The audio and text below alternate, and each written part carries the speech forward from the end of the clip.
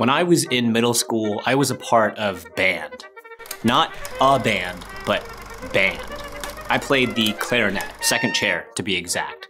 And this was long before ska music, when it was, for a very short period of time, acceptable and even considered cool to be roaming the halls with an instrument case in hand.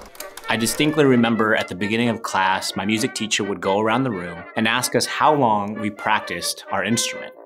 If the number we declared was shorter than a couple of hours, he would wave his meaty, sweaty hand and tell us that we needed more discipline. He was in the camp that firmly believed that it was the amount of time we spent with our instrument that made the difference. I'm happy to say, Mr. W, if you're watching, that you're wrong. This is Process, a series that explores the many facets of creativity through dissection and execution.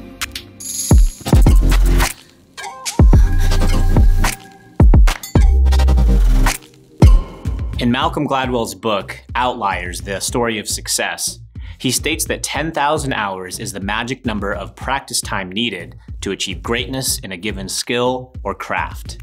10,000 hours, that's 600,000 minutes.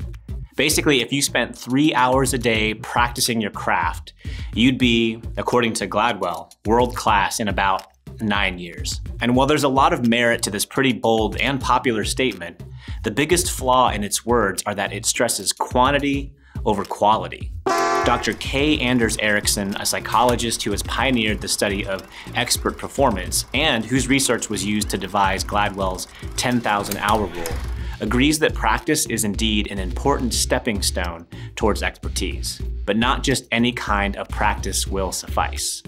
He states that in pretty much any area of human endeavor, people have a tremendous capacity to improve their performance as long as they train in the right way. That right way to which Ericsson was referring is a gold standard learning model he devised, which he refers to as deliberate practice. In a research paper published by Psychological Review, Ericsson studied the habits of top performers in fields like sports, mathematics, chess, and music. In his study of these multiple disciplines, he noticed a pattern. The top performers engaged in focused, intense practice sessions, but only for an hour or two at a time. And Michael Simmons, an author and entrepreneur, performed a study of the daily routines of highly accomplished people, both past and present. He discovered a common denominator that ties in with Ericsson's research. They all took at least 1 hour each weekday and spent it reading, learning, or practicing a skill with intense focus. Take Benjamin Franklin, for example. Franklin kept a very strict daily schedule to ensure he was as productive as he could be. And even with his disciplined routine, he set aside time for focused learning and reflection, which included an hour a day for reading. And it seemed to work out pretty well for him. He was an author, a publisher, diplomat, scientist, inventor, entrepreneur, and even a long-distance swimmer who was posthumously inducted into the International Swimming Hall of Fame in 1968. Oh, and he helped draft the US Constitution and the Declaration of Independence. No big deal. Elon Musk, who has founded 4 multi-billion-dollar companies in different industries, began reading 2 books a day when he was just in his teens. And Warren Buffett spends a majority of his workday reading and thinking. He argues that knowledge builds up, like compound interest. Simmons calls this intense focus and dedicated time each weekday the 5-hour rule, which sounds a heck of a lot easier to deal with than the 10,000-hour rule. So how do we begin to practice deliberately? How do we maximize our time when moving our skill sets closer to mastery? Ericsson lays this out for us in 6 steps. Developing skills in worthwhile pursuits isn't always easy. As humans, we tend to hit walls of frustration or failures that can limit our ability to move forward. Our initial motivation for wanting to improve a skill in the first place will help us overcome these obstacles when they arise, so keep those goals front of mind. And speaking of goals, write them out, both long-term and short-term. Take into account your current skill level as you write them down, and definitely modify them as your skill sets improve. If you're starting out in filmmaking, for example, don't make your first goal a feature-length film. It's a great goal, but probably not a good starting point for a beginner.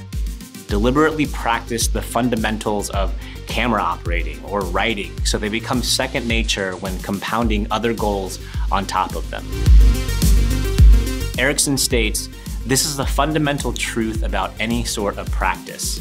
If you never push yourself beyond your comfort zone, you'll never improve. To move those skill sets forward, you need to challenge your current abilities.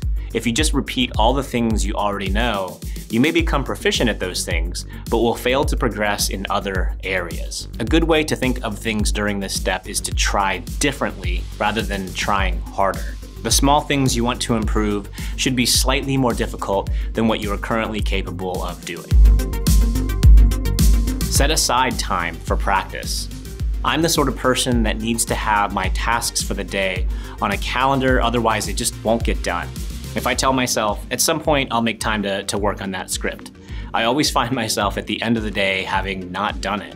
By carving out time to practice deliberately, we place importance and priority on those things. To really gain a realistic view of your progress, you're going to need feedback. Sometimes that can be from your peers or a mentor, or even from yourself if you're willing to take an honest look at how far you've come. I see this manifest a lot in artists who go back and look at their old drawings or paintings and compare the current work they are doing with art they created in the past.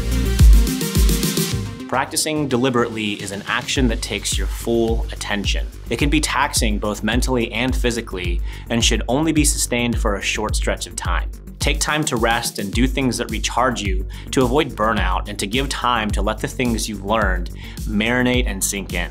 Ericsson actually observed that many of the top performers he studied benefited from napping. We're in here talking about practice. When we put in the time, effort, and practice it takes to master a craft, there's no limit to the things we are capable of achieving. So whether you're aspiring to be a better filmmaker, athlete, or middle school clarinetist, know that deliberate practice is a long-term investment that will pay out if you put the time in. Practice. Thank you so much for watching. If you want to stay up to date with all things process, please subscribe if you aren't already. And hit the notification bell so you know when episodes go live, which is every Friday in case you didn't already know. And if you want to support the series, you can do so over on Patreon, where patrons get a monthly behind the scenes vlog where I talk about what it takes to make these episodes happen. The first episode of that series is available now. Thank you again, and I will see you in the next episode.